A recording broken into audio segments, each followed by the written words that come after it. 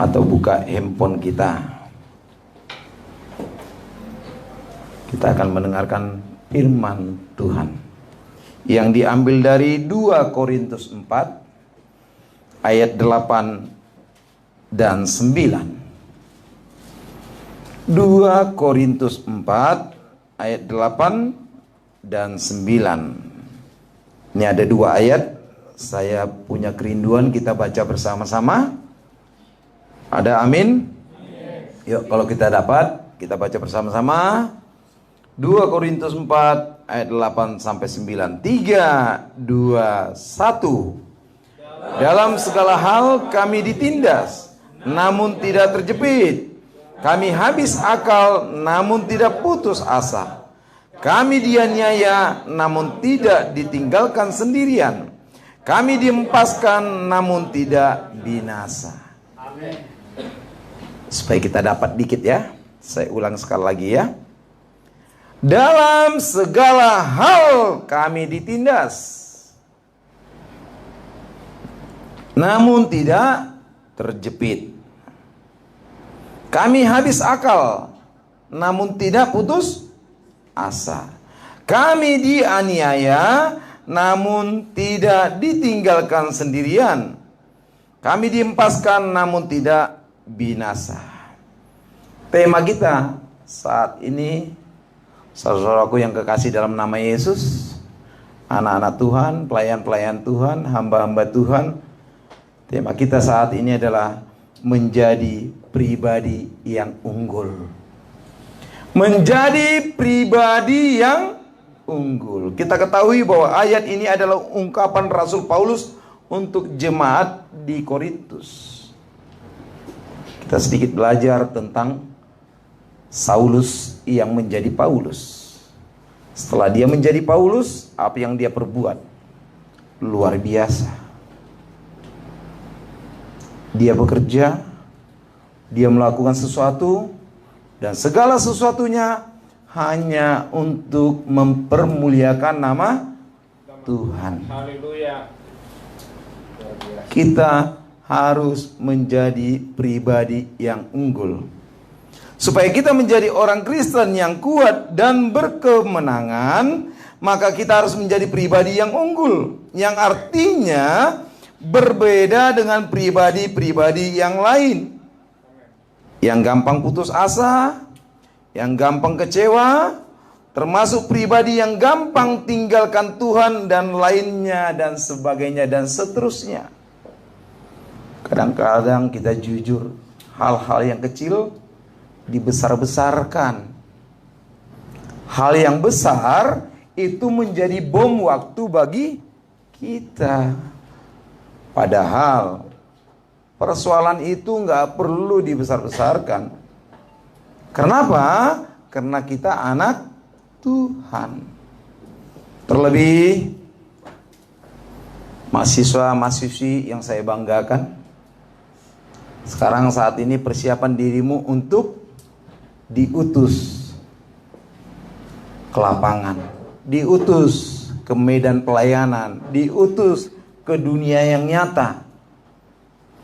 Bagaimana engkau menjadi pribadi yang unggul, bisa diterima di tengah-tengah masyarakat, bisa diterima di tengah-tengah pelayanan, bisa diterima di tengah-tengah komunitas hidupmu di luar sekolah. Yuk, saudaraku yang kasih dalam nama Yesus, mahasiswa, mahasiswi kebanggaan yang saya banggakan, hanya dengan memiliki keunggulan pribadi, kita akan menjadi seorang yang berkemenangan di tengah-tengah dunia yang semakin hari semakin sulit dan sangat sulit saat ini. Mampu atau tidak? Bisa atau tidak? Jawabannya ada pada dirimu. Jangan tanya dosenmu, jangan tanya orang tuamu, jangan tanya teman-temanmu. Tanyalah pada dirimu sendiri. Iya, kita tahu ya, Dalam, coba, tema kita pagi hari ini, tema kita saat ini apa? Bukan, yang awal. Kita ini acara apa ini? Pengutusan. Coba tampilkan. Orang yang diutus itu orang yang luar biasa loh. Jangan coba-coba kalau disebut diutus itu orang-orang yang lemah, orang-orang yang tidak sanggup. Indonesia mengutus wakilnya ke dunia internasional itu orang yang hebat. ASEAN mengutus perwakilannya itu pasti orang yang hebat. Kampus mengutus mahasiswanya itu pasti orang yang hebat. Gak mungkin kita mengutus orang yang lemah. Jadi kita tahu ibadah pengutusan mahasiswa untuk apa? Praktek, bukan teori lagi. Teori sudah kita laksanakan, teori sudah kita lakukan di kelas. Sekarang mana kemampuanmu untuk mempraktekkan secara realita? Apakah engkau orang yang unggul? Apakah engkau pribadi yang unggul? Apakah engkau yang sudah siap dan dinyatakan unggul? Mari jaga nama baik alma matermu, jaga nama baik pribadimu, supaya engkau disebut orang-orang yang unggul. Mungkin kita sedikit belajar. Pertanyaan buat kita, mengapa kita harus menjadi pribadi yang unggul? Yuk tanya pada dirimu, kenapa sih aku aja harus orang yang unggul? Di mana-mana Bapak Ibu, saudaraku, itu yang namanya bibit unggul itu lebih hebat dari bibit yang biasa. Itu pasti bibit yang spesial, bibit yang betul-betul diteliti, bibit yang betul-betul dibuat lebih dari bibit-bibit yang lain. Boleh kita tahu ya, kalau kita di dunia pertanian, dunia perkebunan, itu pasti selalu disebut bibit unggul. Dijual dan mutunya, kualitasnya pasti tidak diragukan lagi. Kenapa? Karena sudah terbukti bahwa dia menjadi bibit yang unggul. Yuk, saya percaya, saudaraku, anak-anakku, jadilah engkau menjadi pribadi yang unggul. Jadilah engkau menjadi mahasiswa yang unggul. Jadilah engkau sebagai pelayan-pelayan Tuhan, hamba-hamba Tuhan yang siap dan disebut menjadi hamba yang unggul. Kalau tidak, jangan berperang kalau engkau tidak siap. Jangan melayani kalau engkau hanya gaya-gayaan. Jangan engkau terjun ke dunia nyata kalau hanya itu lip service, hanya lifestyle. Oh, yang penting aku pakai jaket alma mater. Oh, yang penting aku pakai dasi. Oh, yang penting aku cantik. Aku pakai lipstik, penampilan menarik, pakai parfum. Tapi itu hanya sisi luar. Dalamnya enggak. Beda sekali sisi luar dengan sisi dalam kita.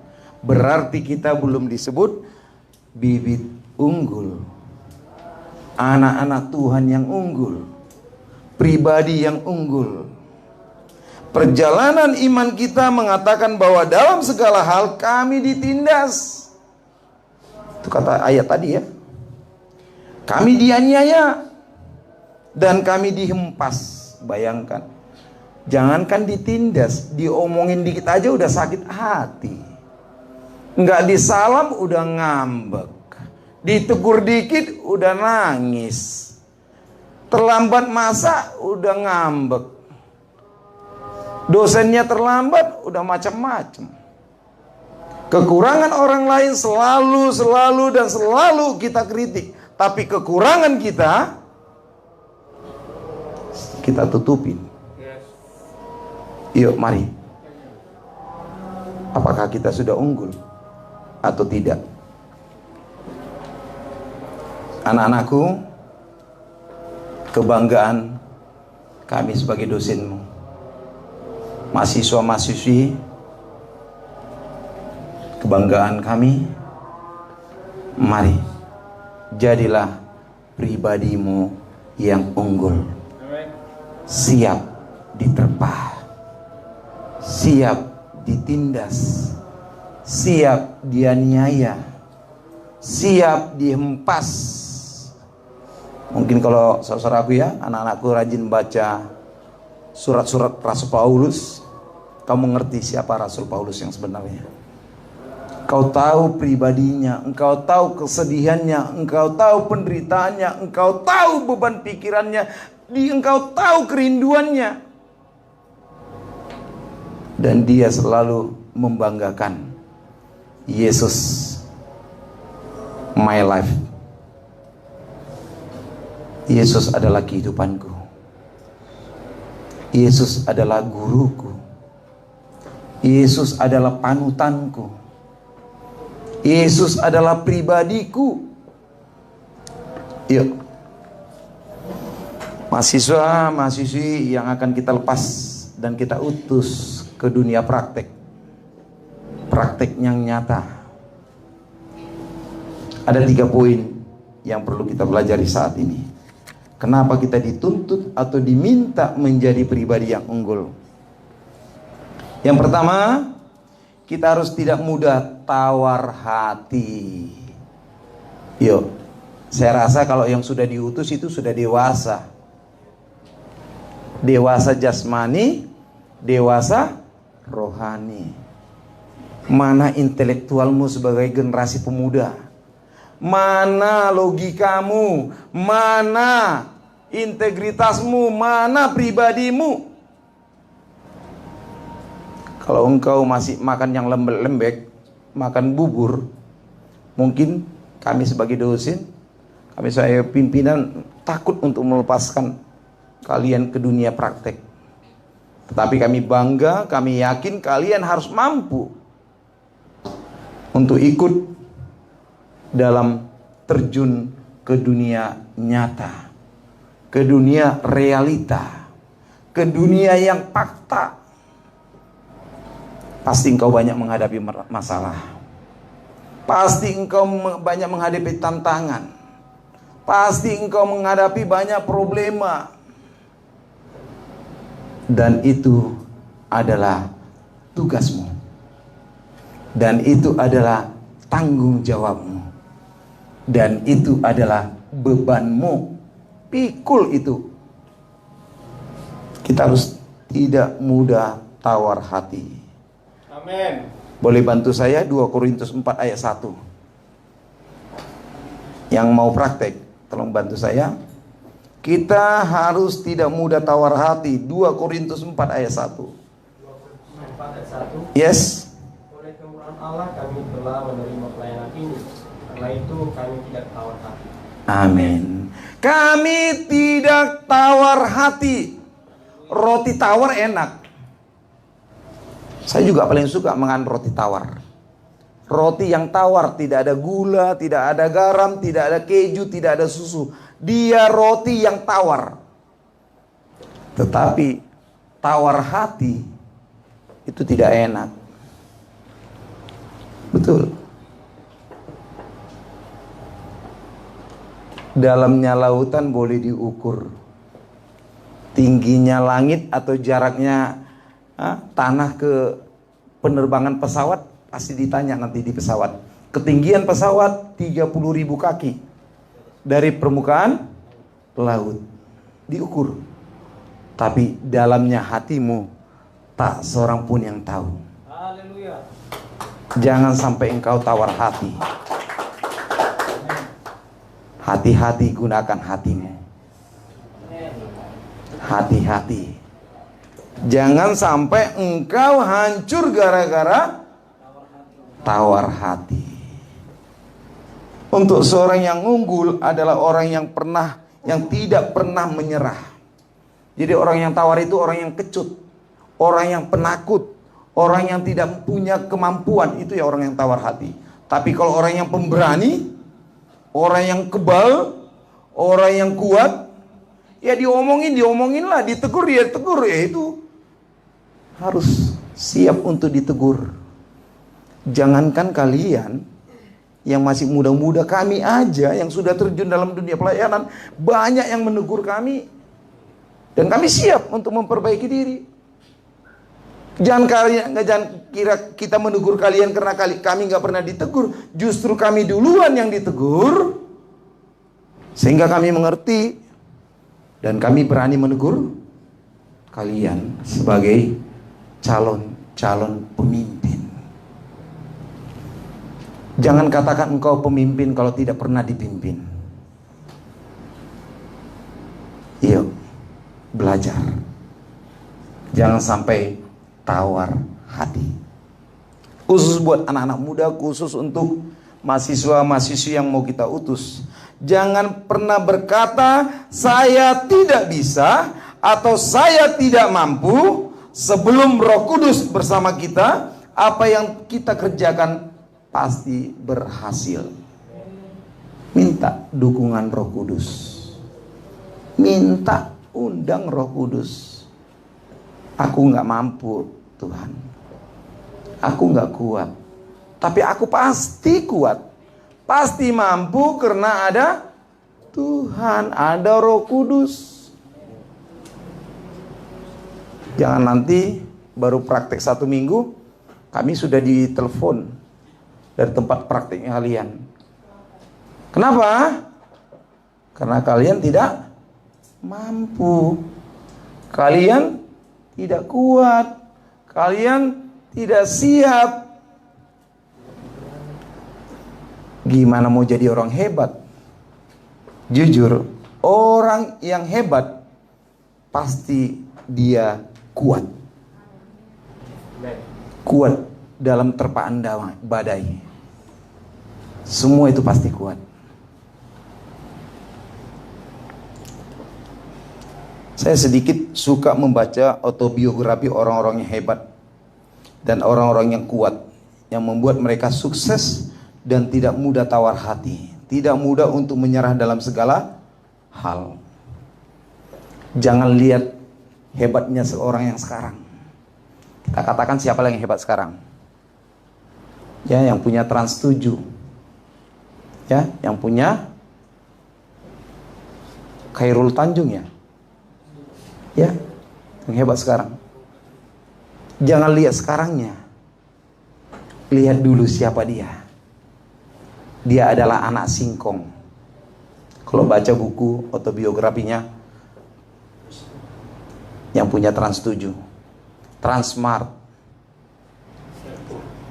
Carrefour. Lihat siapa dia dulu. Karena dia mampu, dia kuat, dia berhasil. Itu dia yang sekarang. Kalian juga mulai dari sekarang. Ini waktu yang indah. Ini waktu yang tepat untuk kalian belajar. 5 atau 10 tahun ke depan, engkau akan orang-orang yang berhasil. Ada amin? Iya. Supaya kita menjadi pribadi yang unggul. Yang kedua, kita harus memiliki integritas yang baik. Yuk, integritas tahu ya? Samanya pikiran dengan perkataan. Hati, pikiran, dan perkataan. Jangan beda di pikiran, beda di hati, beda di ucapan. Itu namanya asbun, asal bunyi. Tapi orang-orang yang diminta menjadi unggul karena dia memiliki integritas. Kau sebagai anak Tuhan, tunjukkan integritasmu. Pikiranmu anak Tuhan, hatimu anak Tuhan, mulutmu juga anak Tuhan. Iya. Kalau itu bisa kita lakukan, kalau itu bisa kalian pakai dalam hidup kalian, kemanapun kalian praktek pasti siap. Dan yang bangga siapa? Dirimu sendiri. Yang bangga siapa? Orang tuamu. Yang bangga siapa? dosenmu, sekolahmu, alma matermu. Karena engkau menjadi pribadi yang unggul. Poin yang ketiga, bagaimana kita menjadi pribadi yang unggul? Kita harus bersandar pada kasih karunia Allah.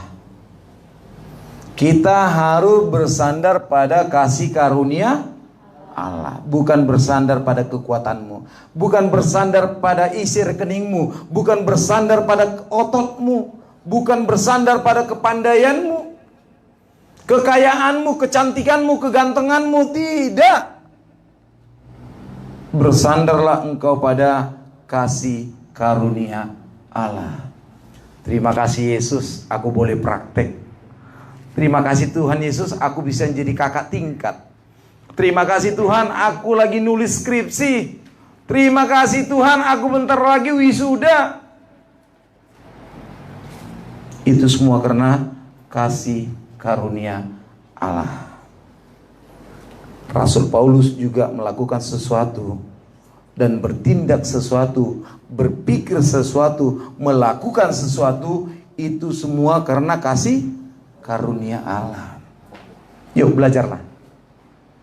Saya harap kalian mahasiswi coba tulis autobiografinya, cara pandangmu tentang Rasul Paulus. Siapa Rasul Paulus menurutmu? Coba tulis satu buku. Dan nanti cetak, itu cetakanmu dan itu jadi karya tulismu. Hebat nggak? Hebat. Dan coba tanamkan dalam dirimu siapa idolamu, tokoh-tokoh idola dalam dirimu. Saya paling idola dengan Sudirman, pahlawan nasional kita. Saya paling idola dengan Bung Karno. Saya paling idola dengan Ki Hajar Dewantara. Saya paling idola dengan Bung Tomo. Saya tahu ceritanya. Tanggal lahirnya saya tahu, keluarganya saya tahu, saya pribadi. Karena selalu saya baca itu. Nama-nama mereka. Dan saya mengidolakan mereka. Coba kalian sebagai mahasiswi yang mau diutus, tanamkan dalam dirimu siapa tokoh idolamu yang hebat di dunia ini. Coba tanamkan, cocokkan dengan Rasul Paulus. Baru bandingkan dengan kemampuannya Yesus. Baru engkau sadar siapa dirimu sebenarnya. Kita ini nggak ada apa-apanya. Jujur, saya sendiri aja nggak menyadari saya ini nggak ada apa-apanya. Kalau dibandingkan tokoh-tokoh nasional, tokoh-tokoh kebanggaan dalam diriku, belum ada apa-apanya. Jadi kalau hanya ditegur aja udah nggak mau, dilarang pacaran juga nggak bisa. Mau jadi apa hidupmu? Yuk, salah mulai dari awal, salahlah akhirnya. Bisa diatur sampai pembentukan karaktermu. Yang kakak tingkat, yang semester 5, semester 7, coba tulis dulu. Mulai engkau masuk kampus ini semester 1, coba sadar nggak? Apa sih karaktermu yang engkau bawa dari kampung? Sampai sekarang masih ada nggak karakter itu? Mau lulus lu ini? Yuk. Maaf. Kalau engkau warna hitam dari kampung, di sini tetap warna hitam. Keluar dari kampus tetap warna hitam. Ya. Nggak akan bisa dirubah warna putih. Karena engkau tidak mau merubah. Karena engkau bukan bibit unggul, karena engkau bukan pribadi yang unggul. Mau bersaing dengan orang luar? No. Gak bisa. Baca Alkitab aja gak mampu. Mau bersaing gak bisa. Berdoa aja kurang. Gimana mau bersaing? Gimana mau lawan iblis? Tengking iblis? Gak bisa. Yuk, saya percaya kalian kakak-kakak tingkat yang mau diutus untuk dunia praktek, dunia kerja nyata, pelayanan yang nyata, jadilah pribadi yang unggul. Karena kasih karunia yang daripada Tuhan, kita bisa bekerja keras. Orang-orang yang berhasil itu orang yang bekerja keras ya. Atau membuat kita belajar dan selalu belajar. Dan kita selalu andalkan karunia Tuhan. Kesimpulannya, saudaraku, anak-anak didik, anak-anak mahasiswa, kakak-kakak tingkat, yuk, jadilah pribadi yang unggul dalam segala hal, sehingga engkau dapat menjadi terang dan garam di tengah-tengah dunia yang semakin jahat ini. Kiranya firman Tuhan ini menjadi berkat bagi kita semua, dan Tuhan Yesus memberkati. Mari anak-anak mahasiswa, saya secara pribadi bangga pada kalian. Tapi tolong kebanggaan saya ini menjadi alat ukur bagi kalian.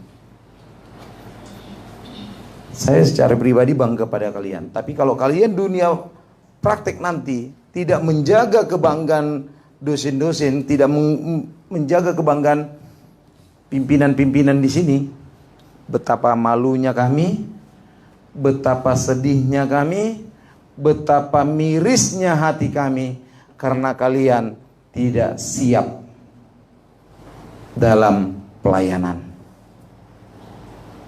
Ada amin? Saya percaya. Yuk, benahi dirimu, perbaiki dirimu mulai dari sekarang. Jangan tunggu besok. Pak, tunggulah aku mau berubah, ntar aku jadi sarjana. Enggak, berubah dari sekarang. Bentuklah dirimu dari sekarang.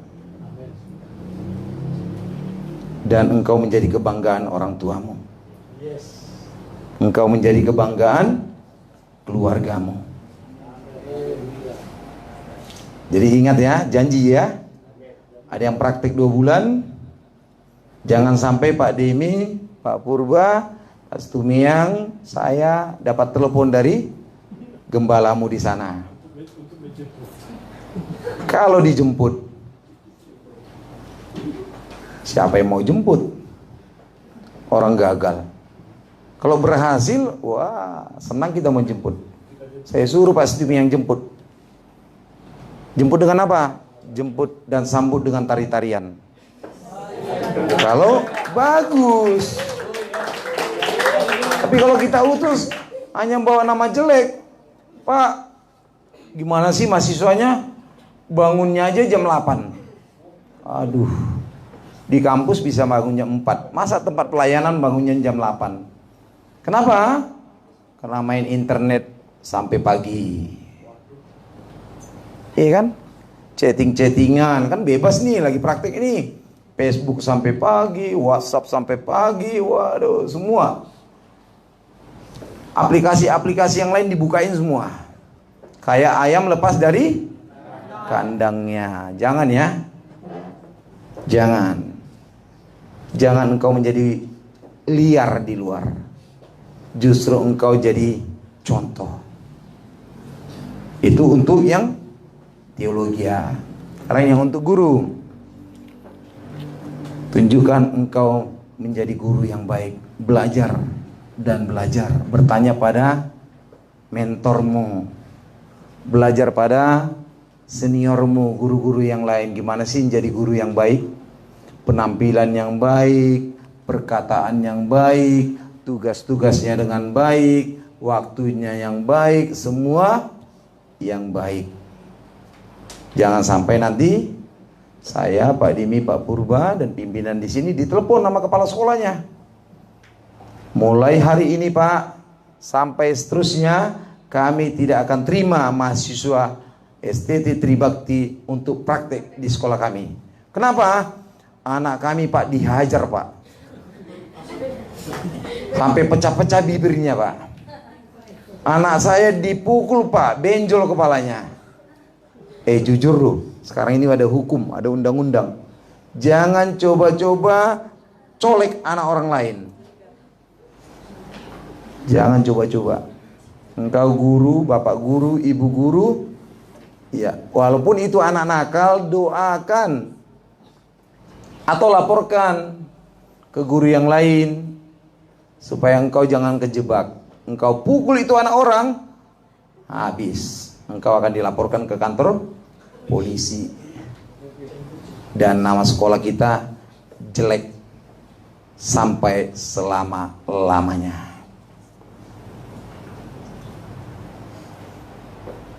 Ada amin gak? Amin mukulin anak orang? Oh enggak, jangan ya. Jangan pukulin anak orang ya. Iya. Belajar. Tahan emosimu. Itu bukan anakmu. Jangan itu engkau anggap itu murid itu anakmu, bukan.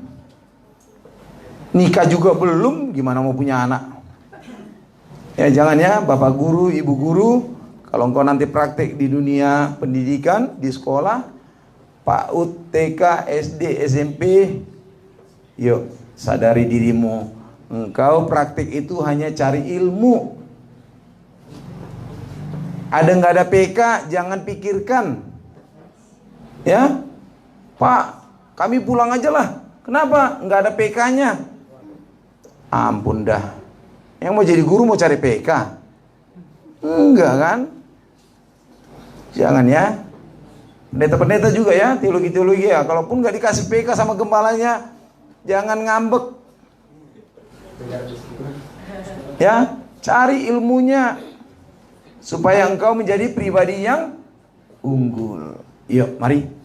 Di akhir firman Tuhan ini, saya berharap siapapun anak-anak didik, mahasiswa yang akan diutus ke dunia nyata, dunia pelayanan, dunia praktek, dunia pendidikan, dunia realita, tunjukkan jati dirimu.